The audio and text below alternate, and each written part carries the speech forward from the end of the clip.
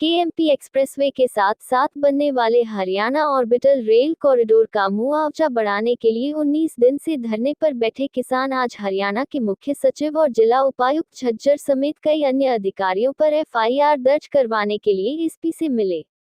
इतना ही नहीं, किसानों ने कल से सत्याग्रह करने का ऐलान किया है। कल सभी किसान 24 घंटे के लिए उपवास रखेंगे और 25 जनवरी के दिन केएमपी एक्सप्रेसवे का टोल फ्री करवाने का काम करेंगे। किसानों का कहना है कि अगर उनकी जमीनों का मुआवजा नहीं बढ़ाया गया तो वे सरकार से सीधी लड़ाई लड़ने के लिए भी तैयार हैं।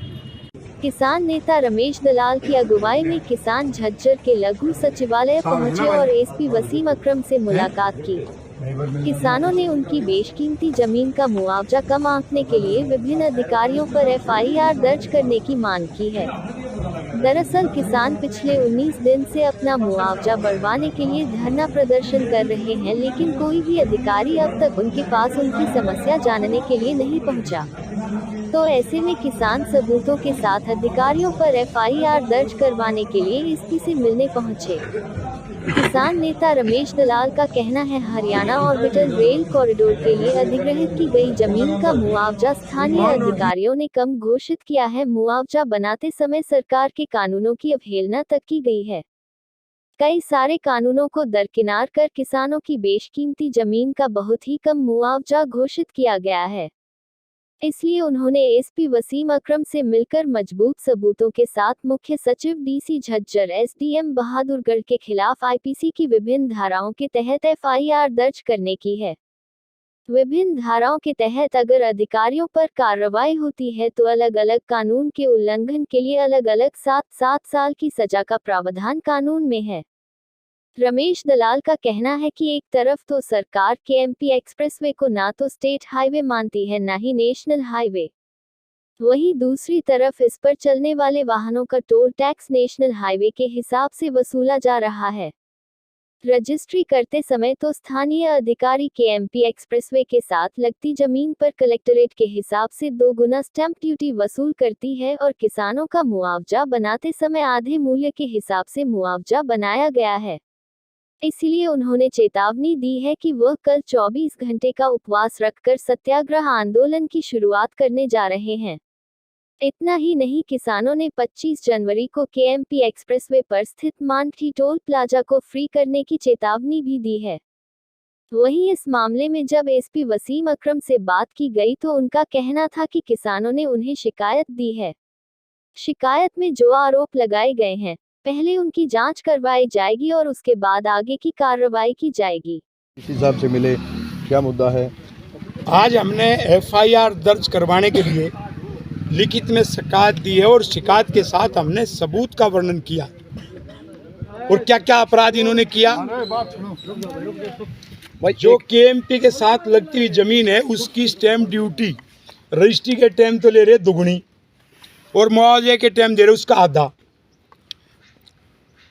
और दूसरा, एक कमेटी बना करके फैसले को पलट दिया। कानून में कमेटी का नियम नहीं था और हरियाणा में पहले मुख्य सचिव की अध्यक्षता में कमेटी का नियम था और डिविजनल कमिश्नर के डीसी के वो भी नहीं था और वो 2014 में सरकार ने वापस ले लिया था और उसके बाद लिख दिया था कि कोई कमेटी नहीं होगी, डीसी फैसला करेगा। तो गलत तरीके से जो कानून बनाया उसमें विभिन्न धारा लगती है। एक तो जो गलत कागज इन्होंने तैयार किए तो धारा है 192 आईपीसी और 193 होती सजा 7 साल की बनती है।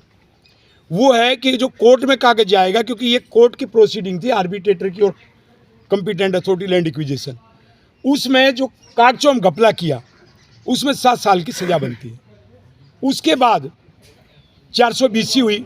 420 हुई कि आप ले तो रहे हो स्टैंप ड्यूटी दुगनी और दे रहे हो मुआवजा आधा और तुमने रिकॉर्ड भी चेक नहीं किया कमेटी ने, और जो जमीन अधिग्रहण करवाने वाली संस्था थी वो कमेटी में शामिल नहीं थी। उसके बयान के आधार पे आपने सब कुछ बदल दिया, उसको लाभ पहुंचाया और किसानों को नुकसान पहुंचाया।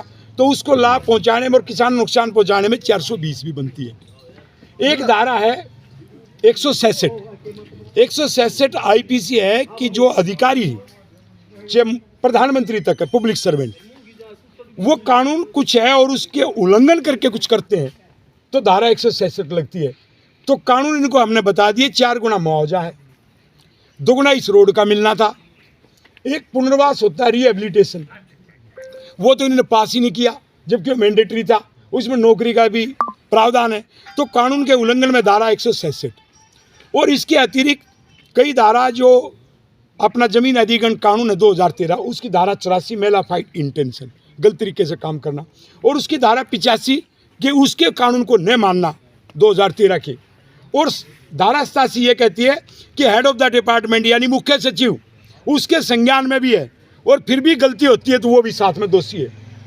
तो इसलिए मुख्य सचिव हरियाणा सरकार, डीसी झज्जर सोनीपत और एसडीएम खरखोदा और अपना बहादुरगढ़, उनके खिलाफ हमने लिखित में एफआईआर दर्ज करने की मांग की। एक कानून में है कि 197 सीआरपीसी में एक अनुमति मांगनी पड़ती है, वो भी आज हमने अप्लाई कर दी है, और डीसी के खिलाफ ही मांगी है मुख्यमंत्री से, और उन्हीं के थ्रू हमने बेची है। दलाल साहब का 15 दिन से ज़्यादा हो गए आपको बैठे हुए, 19वां दिन हो गया आज, तो कितना मुआवजा आप लोगों को चाहिए और सरकार कितना मुआवजा देने की बात कर रही है उसमें? देखिए, सरकार ने जो मुआवजा है, जो आपको बताया कि कोडियों के भाव, अब मैं उदाहरण के रूप में बात कर रहा हूँ, सब गांव के रेट ज़्यादा, लेकिन मांडोठी में मैं आपको सबूत के आधार पर दे सकता, 5.5 करोड़ रुपए प्रति एकड़ बिक चुकी है, और ये देते 4 गुना और रोड का देते 2 गुना, तो इसका मतलब 11 करोड़ तो होना चाहिए रोड का, और उसके बाद में 4 गुना, तो आप देख लो 45-48 करोड़ होगा इनके फार्मूले से। लेकिन हम तो ये कह रहे हैं भाई तुम 10 करोड़ ही दे दो, हम तो 10 करोड़ ही मांग रहे हैं, बनता तो हमारा ज्यादा है। और ये कानून इसलिए बनाया था कि बाजार मूल्य 4 गुना इसलिए मिले क्योंकि जबरन जमीन अधिग्रहण होता है, इच्छा से नहीं, इच्छा से कोई बाजार मूल्य पे दे, लेकिन जब सरकार लेगी अधिग्रहण होगा तो 4 गुना देना पड़ेगा, ये देश का कानून है। कल आपका सत्याग्रह है, सत्याग्रह है 24 घंटे का। कल 24 घंटे का उपवास सत्याग्रह है, ताकि 25 तारीख से हम टोल टैक्स को फ्री कर रहे हैं। सरकार को जगाने के लिए हम गांधीवादी तरीके से लड़ रहे हैं, और वो सत्याग्रह एक संदेश है कि आओ वार्ता करो और इस मामले को निपटाओ, जनता को असुविधा नहीं होनी चाहिए। फिर भी टोल टैक्स को फ्री करवाने में हम जनता को असुविधा नहीं होने देंगे। कोई तो बीमार जा रहा है, किसी का बच्चा होना है, कोई भाती जाएगा, कोई सगाई के लिए जाएगा, कोई बहन अपने भाई से मिलने के लिए आएगी, तो हम तो उनको सुविधा दे रहे, टोल टैक्स फ्री करेंगे। क्यों कर रहे हैं?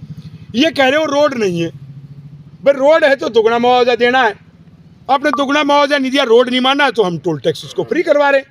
अब टोल टैक्स जब फ्री होगा तो जनता के लिए सुविधा है, हम जनता को तकलीफ देने वाले नहीं। इसमें कौन कौन से टोल शामिल हैं? इसमें केएमपी की बात है, पूरा केएमपी। हाँ, यानी ये प्रेपर नहीं है कि आसोदा गई, हम तो आसोदे वाले बंद कर दें, सारे सब जगह बैठे वो बंद कर देंगे, लेकिन केएमपी के टोल टैक्स की बात है। जब इसको रोड नहीं माना तो उस टोल टैक्स को बंद करना चाहिए।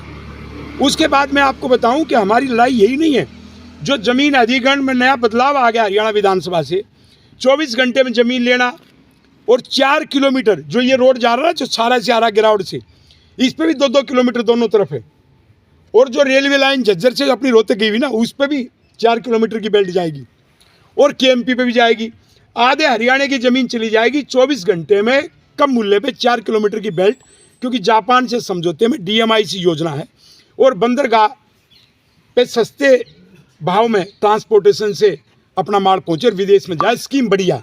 हम सिर्फ ये कह रहे हैं भाई तुम ज़मीन का अधिग्रहण मत करो, हम खुद बेच लेंगे, तुम्हारा नक्शा मंजूर है, फैक्ट्री आए, भारत सुपर पावर बने, क्योंकि RO टेक्नोलॉजी पहली बार भारत में टॉप में हम पहुंच गए, अमेरिका से आगे, जो मालगाड़ी में, पैसेंजर में भी हम पीछे हैं।